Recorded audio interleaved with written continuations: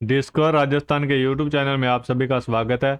पशु परिचर भर्ती के बी पार्ट से संबंधित अपनी क्लासें चल रही थी, जिसमें अपनों ने चारे से संबंधित चारे का या चारे से संबंधित जो अपने पहली क्लास ली थी, आज उसका बी पार्ट लेकर आए हैं, जिसमें अपनों ने चारा संरक्षण के बारे में पढ़ना है कि चारा संरक्षण किस प्रकार किया जाता है। इसमें चारे को दो प्रकार से संरक्षित किया जाता है, एक तो हे और दूसरा साइलेज। दो अलग अलग तरीके हैं, दो अलग अलग, जैसे एक में सूखा चारा सूखी घास बनती है, दूसरे में जो होता है वो सूखा नहीं होता, वो गीला माना जाता है। ठीक है, इसमें सबसे पहले अपने देख लेते हैं कि चारा संरक्षण किस लिए किया जाता है, कैसे होता है। वर्ष भर हरे चारे की उपलब्धता बनाए रखने के लिए उसे संरक्षित करना क्या कहलाता है। जो साल भर में हरे चारे को उपलब्धता बनाए रखने के लिए उसे संरक्षित किया जाता है, इसलिए चारा संरक्षण किया जाता है। और चारा संरक्षण की कितनी विधियां हैं। चारा संरक्षण दो प्रकार से किया जाता है, एक तो साइलेज बनाकर किया जाता है चारा संरक्षण, एक तो साइलेज बनाकर किया जाता है और दूसरा सूखी घास या हे बनाना। चारा संरक्षण दो प्रकार से किया जाता है, एक तो साइलेज बनाकर और दूसरा सूखी घास। और साइलेज दो प्रकार से किया जाता है, एक साइलेज बनाकर और दूसरा अपने सूखी घास या हे बनाना कहा जाता है उसे। सबसे पहले अपने पढ़ लेते हैं कि चारा संरक्षण है जो साइलेज बनाकर किस प्रकार किया जाता है। साइलेज बनाना हरे चारे की अधिक नमी पर, हरे चारे को जब अधिक नमी मतलब कि इसमें 65 से 70% तक होती है, जो कि आपको आगे जाकर उन्हें बता देंगे। हरे चारे को अधिक नमी पर वायु की अनुपस्थिति में किण्वन द्वारा सुरक्षित किया जाता है। ये किण्वन की प्रक्रिया होती है, इसमें किण्वन की प्रक्रिया होती है, किण्वन द्वारा इसको क्या किया जाता है, हरे चारे को सुरक्षित किया जाता है। ठीक है, इसमें अब आगे देख लेते हैं। साइलेज बनाने की प्रक्रिया या विधि को इन साइलेज या इन सीलिंग कहा जाता है। साइलेज बनाने की प्रक्रिया और विधि को इन साइलेज या इन सीलिंग कहा जाता है। ठीक है, साइलो किसे कहा जाता है, वह स्थान जहां पर साइलेज बनाया जाता है, वह स्थान जहां पर साइलेज बनाया जाता है उसे क्या कहते हैं, साइलो कहा जाता है। जहां पर साइलेज बनाया जाता है उसे साइलो कहा जाता है। साइलेज बनाने की फसलें, साइलेज बनाने में कौन कौन सी फसलों को यूज किया जाता है। साइलेज नियंत्रित क्रिया द्वारा बनाया जाता है, साइलेज है वो नियंत्रित क्रिया द्वारा बनाया जाता है। अतः वे फसलें जिनमें कार्बोहाइड्रेट की मात्रा ज़्यादा होती है, जिनमें कार्बोहाइड्रेट, ऐसी फसलें जिनमें कार्बोहाइड्रेट की मात्रा अधिक होती है, उन्हें साइलेज बनाने के लिए यूज में लिया जाता है, काम में लिया जाता है। जैसे मक्का, जौ, जई, बाजरा इत्यादि। साइलेज किस किन का बनता है, मक्के का, जौ का, जई का और बाजरे का। ठीक है, सबसे अच्छा साइलेज किसका माना जाता है, साइलेज के लिए सबसे अच्छी फसल मक्का की मानी जाती है। मक्का की फसल साइलेज बनाने के लिए सबसे अधिक उपयोगी मानी जाती है। उसके बाद साइलो, जिसमें अपने साइलेज बनाते हैं, जिसमें मतलब कि उसे क्या कहा जाता है, साइलो। आपको पहले भी बताया था ना, साइलो किसे कहा जाता है, वह स्थान जहां पर साइलेज बनाया था उसे साइलो कहा जाता है। साइलो है वो तीन प्रकार के होते हैं, ये आकार के आधार पर होते हैं। साइलो तीन प्रकार के होते हैं। पहला होता है पेट साइलो। पिट साइलो किसे कहते हैं, ये जमीन में गड्ढा बनाया जाता है, ये जमीन में क्या बनाया जाता है, गड्ढा बनाया जाता है, जिनका व्यास कितना होता है, 3 मीटर। जो गड्ढे का व्यास तो 3 मीटर होता है और उसकी गहराई 3.5 से 4 मीटर होती है। भारत में साइलेज बनाने के लिए सामान्यतः पिट साइलो का काम में लिया जाता है। पिट साइलो का काम भारत में ज़्यादातर पिट साइलो में साइलेज बनाया जाता है। उसके बाद है टावर साइलो। टावर साइलो है जो जमीन के ऊपर बनाया जाता है। जो आपको पिट साइलो अभी एक बार बता देता हूँ कैसा होता है पिट साइलो। पिट साइलो होता है जो वो ये जमीन है, जमीन के अंदर गड्ढा खोद कर बनाया जाता है पिट साइलो। ठीक है, जो टावर साइलो है वो जमीन के ऊपर बनाया जाता है। ठीक है, इसका व्यास 3 मीटर होता है तथा इसकी गहराई 6 से 9 मीटरों तक होती है। नॉर्मली इसकी गहराई, इसकी ऊंचाई 6 मीटर रखी जाती है, लगभग 6 मीटर नॉर्मली रखी जाती है। उसके बाद अपने देख लेते हैं आगे एक और प्रकार है जो खाई साइलो। खाई साइलो एक होता है जो चौरस आयताकार एक गड्ढा बनाया जाता है, उसे खाई साइलो कहते हैं। इसमें चौड़ाई गड्ढे की 3 मीटर होती है, 3 मीटर चौड़ाई, गहराई 4 मीटर और इसकी लंबाई 6 मीटर तक होती है। ऐसे खाई साइलो कहा जाता है। उसके बाद महत्वपूर्ण तथ्य जो है, एक घन फीट में 12 से 16 केजी साइलेज बनता है। जो एक घन फीट में कितना साइलेज बनता है, 12 से 16 केजी साइलेज बनता है। साइलेज को क्या कहा जाता है, पशुओं का अचार भी कहा जाता है। साइलेज को पशुओं का अचार कहा जाता है। जो साइलेज होता है इसका रंग पीला व भूरा हरा होता है। साइलेज का रंग पीला व भूरा हरा होता है। साइलेज की जांच के लिए फ्लिक इंडेक्स काम में ली जाती है। साइलेज की जांच के लिए किसका उपयोग किया जाता है, फ्लिक इंडेक्स का यूज प्रयोग किया जाता है। ठीक है, साइलेज कैसे बनाते हैं? साइलेज बनाने की विधि, हरे चारे को काटकर साइलों में इस प्रकार भर दिया जाता है कि किसी तरह का एयर स्पेस व वायु कोश न रहे। जो हरा चारा है उसे साइलों में ऐसे भर देते हैं दबाकर कि उसमें बीच में किसी प्रकार का एयर स्पेस या वायु कोश ना रहे। साइलों को ऊपर से एयर टाइट ढक्कन द्वारा बंद कर दिया जाता है। साइलों को ऊपर से एयर टाइट ढक्कन से बंद कर दिया जाता है। साइलेज में N2 की मात्रा को बढ़ाने के लिए क्या किया जाता है? 1% यूरिया तथा स्वाद बढ़ाने के लिए 0.5% नमक मिलाया जाता है। साइलेज में क्या करते हैं? नाइट्रोजन N2 की मात्रा बढ़ाने के लिए क्या किया जाता है? यूरिया 1% मिलाया जाता है और इसको स्वादिष्ट बनाने के लिए 0.5% नमक मिलाया जाता है। साइलों में साइलेज बनाने में कितने दिन लगते हैं? 45 से 60 दिन लगते हैं। साइलों में साइलेज बनने में कितने दिन लगते हैं? 45 से 60 दिन लगते हैं। अब आगे देख लेते हैं साइलेज। साइलेज जो बनता है वो दो प्रकार का किण्वन होता है। साइलेज बनने के निर्माण के समय दो प्रकार का, एक तो लैक्टिक किण्वन होता है और एक ब्यूटायरिक किण्वन होता है।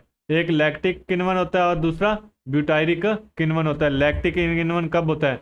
लैक्टिक किण्वन कब होता है? जब चारे में घुलनशील शर्करा व कार्बोहाइड्रेट की मात्रा, जब शर्करा और कार्बोहाइड्रेट की मात्रा ज़्यादा हो तो लैक्टिक अम्ल किण्वन होता है और जब प्रोटीन की मात्रा अधिक हो तो ब्यूटायरिक अम्ल किण्वन होता है। ब्यूटायरिक अम्ल किण्वन कब होता है? जब प्रोटीन की मात्रा अधिक हो। साइलेज की गुणवत्ता, लैक्टिक अम्ल किण्वन में साइलेज की गुणवत्ता अच्छी होती है और ब्यूटायरिक अम्ल किण्वन में इसकी मात्रा खराब मानी जाती है। ठीक है, उसके बाद गुणवत्ता के आधार पर साइलेज, गुणवत्ता के आधार पर साइलेज को 3 भागों में बांटा गया है। एक तो वेरी गुड साइलेज, एक कौन सा है? वेरी गुड साइलेज, एक गुड साइलेज और एक fair silage. Very good silage में पीएच का मान 3.5 से 4.2 होता है।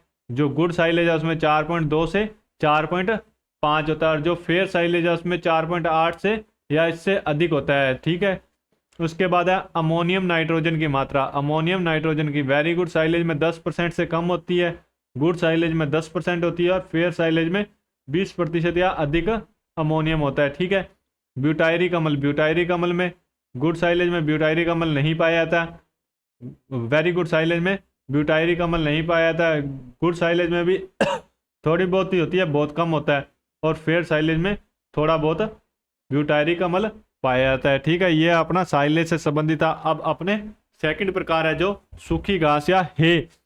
सूखी घास या हे से संबंधित है। सूखी घास या हे किसे कहते हैं? हरी घास में जब फूल निकलने की अवस्था होती है उसमें काट कर उसे इस प्रकार सुखाया जाए कि उपस्थित पोषक तत्वों का ह्रास न हो, उसे क्या कहते हैं? हे कहा जाता है। हे बनाने की प्रक्रिया को करिंग कहते हैं। हे बनाने की प्रक्रिया को क्या कहा जाता है? करिंग कहा जाता है। हे बनाने की प्रक्रिया को करिंग कहा जाता है। हे में विटामिन डी की मात्रा अधिक होती है। विटामिन डी की मात्रा इसलिए होती है क्योंकि उसे धूप में सुखाया जाता है, इसलिए इसमें विटामिन डी की मात्रा अधिक पाई जाती है। हे के प्रकार, हे कितने प्रकार की होती है? हे 3 प्रकार के बनती है। एक तो दलहनी है, दूसरा अदलहनी है और तीसरा मिश्रित है। दलहनी है होता है रिज का और बरसीम की, अदलहनी है जई और जौ की होती है और जब मिश्रित है किसे कहते हैं? जब रिज का, बरसीम और जौ तीनों को मिलाकर किया जाता है तो इन्हें मिश्रित हे कहा जाता है। हे बनाने का सिद्धांत या हे बनाने के नियम या जो भी माना जाए, क्या कहते हैं? अच्छी है जई से तैयार किए थे। जो जई की हे होती है वो अच्छी मानी जाती है। ठीक है, जई की हे को अच्छा माना जाता है। सबसे अच्छी दलहनी है रिजके से तैयार की जाती है और जो अच्छी दलहनी है जो वो रिजके से तैयार किए थे। ज़्यादातर है उन चारों से बनाई जाती है जिनमें प्रोटीन की मात्रा अधिक होती है। ऐसे चारे जिनके प्रोटीन की मात्रा अधिक होती है, क्योंकि कार्बोहाइड्रेट की मात्रा अधिक होती है जिनमें जिनमें कार्बोहाइड्रेट की मात्रा अधिक होगी उसका क्या बनाया जाएगा? साइलेज बनाया जाएगा। साइलेज बनाया जाएगा। और जिनमें प्रोटीन की मात्रा अधिक होती है उन्हें हे बनाया जाता है। जैसे रिजका, बरसीम, लोबिया और काउपी, इनमें कार्बोहाइड्रेट की मात्रा भी होती है बरसीम में, लेकिन बरसीम में नहीं होती है। ठीक है, भारत में ज़्यादातर हे रिजके से बनाई जाती है। भारत में रिजके से ज़्यादा हे बनाई जाती है। हे के लिए चारे फसल को काटते समय यह ध्यान रखना है कि फसल ज़्यादा पुरानी ना हो, ताकि अर्थात उसे फूल आने की पहली अवस्था में काटते हैं ताकि वो परिपक्व ना हो, मतलब कि कम परिपक्व अवस्था में ही काट लेते हैं जब वह परिपक्व नहीं होती, क्योंकि इस समय फसल में अंदर अधिकतम पोषक तत्व उत्पन्न होते हैं। क्योंकि जब फूल आ जाएंगे तो सारे पोषक तत्व फूल में चले जाएंगे, इसलिए जो घास में पोषक तत्व खत्म हो जाएंगे, इसलिए इसे परिपक्व अवस्था से पहले ही काट लिया जाता है। ठीक है, उसके बाद हे बनाने की विधि। हे कैसे बनाया जाता है? हे बनाने की अनेक विधि है। सबसे पहले मैदानी विधि आ गई। मैदानी विधि क्या होती है? इस विधि में चारे को फूल आने की अवस्था में काट कर, ये तो आपको पता ही है कि जब फूल नहीं आना उससे पहले ही काटना है, उसको काट कर क्या किया जाता है? सूखे मैदान में सूखे और खुले मैदान में सुखाया जाता है। 3 से 4 दिन बाद नमी 15% हो जाए तो इन्हें इकट्ठा करके संरक्षित कर दिया जाता है। जैसे चारे को लेकर उसे ऐसे ही फैला दिया जाता है सारे मैदान में ताकि वो सूख जाए, और जब उसकी नमी 15% से कम हो जाए, 15% रह जाए तो उसे इकट्ठा कर देते हैं और ये है तैयार हो जाती है। उसके बाद बाढ़ पर सुखाना। इस विधि में किसी चारे की फसल को काट कर खेत की बाढ़ पर सुखा दिया जाता है और इकट्ठा करके संरक्षित खेत में जो बाढ़ लगी होती है ना, उसकी साइडों में ऐसे लगा देते हैं ताकि वो सूख जाए, और उसके बाद उसे इकट्ठा कर देते हैं। उसके बाद पुल्ला विधि जैसे छोटे छोटे फसल को काट कर उसके पुल्ले बना लिए जाते हैं। पुल्ले मतलब कि उसे उसकी गठरी टाइप बना लिया जाता है और उसे धूप में सुखाया जाता है। इस विधि में हर 6 घंटे बाद पुल्ले की दिशा चेंज की जाती है, जैसे उसकी साइड चेंज की जाती है ताकि पुल्ला अच्छी तरह से सूख जाए और उसमें अंदर नमी न हो। पूरा सूखने के बाद इसे इकट्ठा करके संरक्षित कर लिया जाता है। उसके बाद मकान अथवा पशुशाला की छत पर। यह विधि साधारणतः पर्वतीय क्षेत्रों में उपयुक्त है, जहां पर पूर्ण रूप से सूख जाने पर इसे भंडारित। पर्वतीय क्षेत्रों में जगह कम होती है तो वहां पर जो मकान है या पशुशाला की छत है उस पर सुखाया जाता है घास को, और जब पूरी तरह सूख जाता है तो उसे इकट्ठा करके भंडारित कर लिया जाता है। उसके बाद पिरामिड विधि या टेरीपोड मेथड। सरकारी डेयरी, आर्मी या सेना के डेयरी फार्म पर इस विधि का प्रयोग किया जाता है। इस विधि में लोहे या एल्यूमिनियम के सरिये के एक त्रिकोणाकार ट्राइपोड बनाते हैं। जैसे ऐसे ट्राइपोड बना लिया जाता है, इसमें लोहे के सरिये बीच में लगाए जाते हैं। इन चारे की फसल को काट कर सुखाया जाता है। यहाँ पर इसको काट कर सुखा लिया जाता है। सूखने के बाद इनको इकट्ठा करके संरक्षित कर लिया जाता है। उसके बाद हे बनाने के समय कौन कौन सी सावधानियां रखनी चाहिए? चारे को फूल आने से पूर्व की अवस्था में काटना, यह आप कितनी बार बता दिया, आगे भी पहले भी। फसल को इकट्ठा करते समय नमी की मात्रा 15% से अधिक नहीं होनी चाहिए, क्योंकि उसमें अधिक नमी होगी तो उसमें क्या होगा? फफूंद लग जाएंगे। क्या लग जाएगा? फफूंद लग जाएंगे, और उससे ये हे खराब हो जाएगी। फफूंद लग जाएंगे जिससे हे खराब हो जाएगी। फफूंद किसे कहते हैं? उल्ली होती है ना, जो उल्ली लग जाती है, कहते हैं उल्ली लगी, उसे फफूंद कहा जाता है। ठीक है। फसल को इस प्रकार से काटा जाना चाहिए कि उसका परिवहन करते समय उसके अंदर पत्तियां ना गिरे, क्योंकि पत्तियों के अंदर महत्वपूर्ण पोषक तत्व विटामिन ए होता है। इसको फसल को ऐसे काटना है ताकि जब वो काटते हैं तो उसे उसमें पत्तियां न गिरें उसको लेके जाने पर, क्योंकि जो उसकी पत्तियां होती है पौधों की, उसमें क्या होता है? घास की पत्ती होती है, उसमें विटामिन ए की मात्रा अधिक होती है। उसके बाद अपने देख लेते हैं हे बनाने के लाभ। हे बनाना आसान व सस्ता तरीका है। जो साइलेज है वो आसान नहीं है, क्योंकि साइलेज में छोटा छोटा काट कर उसमें खड्डा खोद कर ये बनाया था। हे में सीधा मैदान में रखकर उसे सुखा सकते हैं। हे बनाना आसान व सस्ता तरीका है। हे के अंदर पोषक तत्वों की मात्रा भरपूर होती है, अधिक मात्रा में पोषक तत्व होते हैं।